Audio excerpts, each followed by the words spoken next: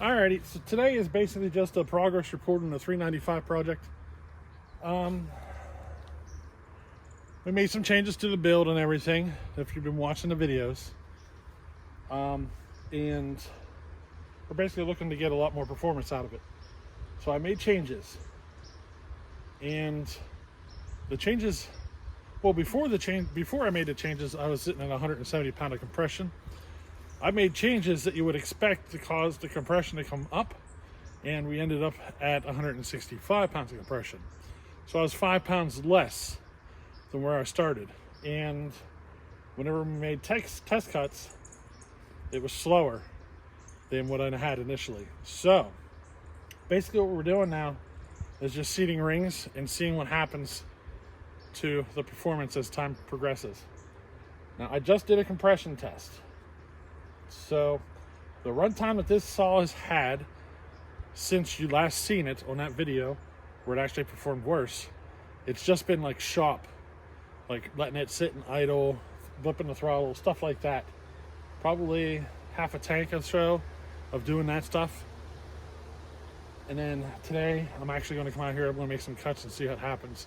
And the compression test today came up at 175 pounds of compression. So today's the first time we actually seen an increase in compression over what it was where we started. In fact, from the last session to this session, we're up 10 pounds. I'm hoping that it settles in closer to 200. I can tell you that a quarter of a tank or a half a tank of fuel is not enough to get the ring seated. So even though, like some folks would say 10 pounds is about what you can expect, I'm finding that in a lot of cases it's considerably more. It could be 30 or 40 pound, just depending on what you started with, you know what I mean? So we're kind of curious to see where this goes. I'm hoping to hit 200, so we'll see where she goes, you know what I mean? Let's go ahead and get her fired up, make some cuts, see how she's performing right now. It did feel better in the shop last night. I ran it. It did feel better, so we'll see. Hopefully the tune goes a little fatter. I've been having trouble. You know how when you tune richer, you get to a point where you just start four-stroking? This thing, it's almost like I can shove as much fuel as I want to it, and it never four-strokes. Which, I don't know. We're going to that's kind of like, I think one of our clues on the performance of this saw is the fact that it's not four-stroking, and tweaks could be made to improve that. And I feel like it might be because the timing is running a little late. I think she's pushing raw fuel out the muffler before it has a chance to really burn it all. So, well, last night in the shop there, I did advance the timing a little bit more. So I did do a timing advance previously at about 6 degrees. I bumped it another 2 or 3 degrees last night. So that's the one change, or the two changes from the last video to this video, is that compression is up another 10 pound, and we gave it another 2 or 3 degrees of ignition timing. Let's see what happens. I think one of our biggest clues though is that it's not wanting to four-stroke, and we'll have to kind of see what happens. Alrighty.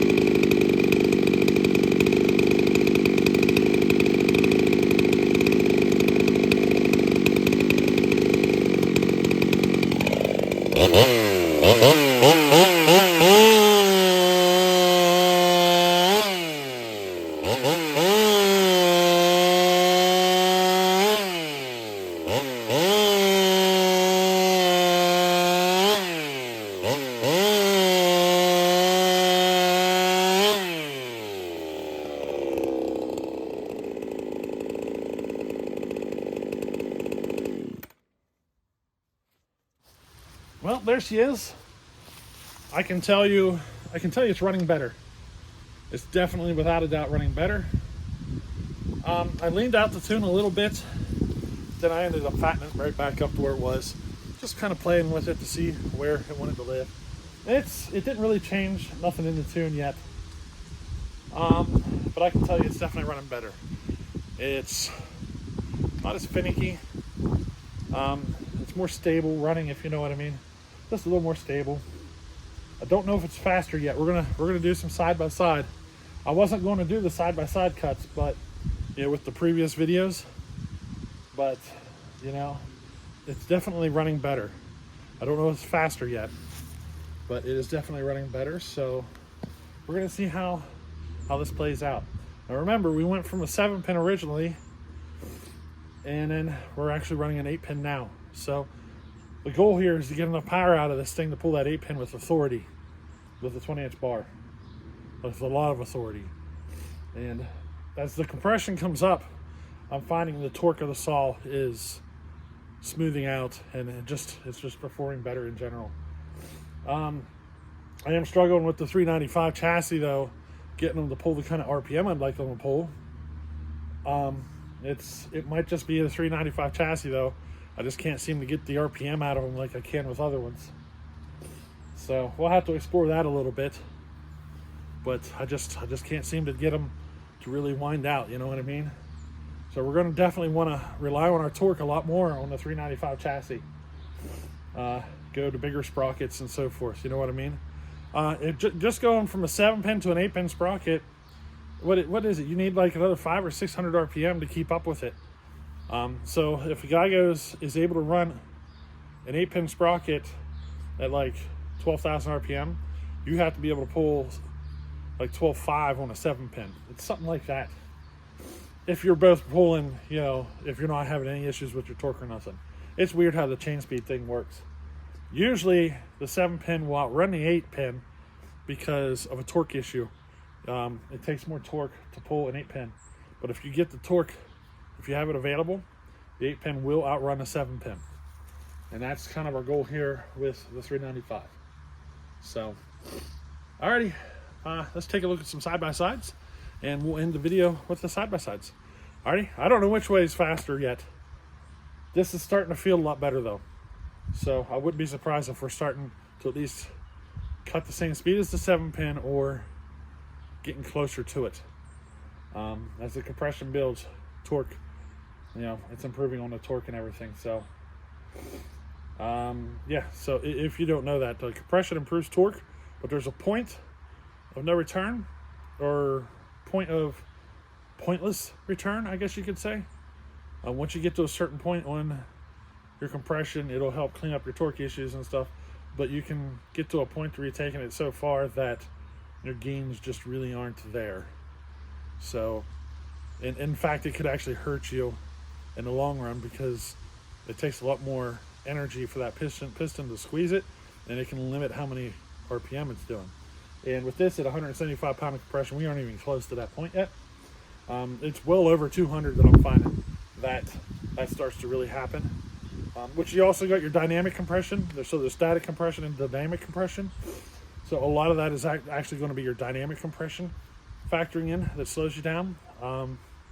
Like, you don't want to do a 250 pound compression build and try to stick an expansion chamber on there. That's not going to work. That's going to increase your dynamic compression to a point where you're probably just going to hurt your saw. Compression or expansion chambers, it's your dynamic compression that they affect. And I don't know, this ain't the video for all that stuff. You know what I mean? But let's see what she does side by side.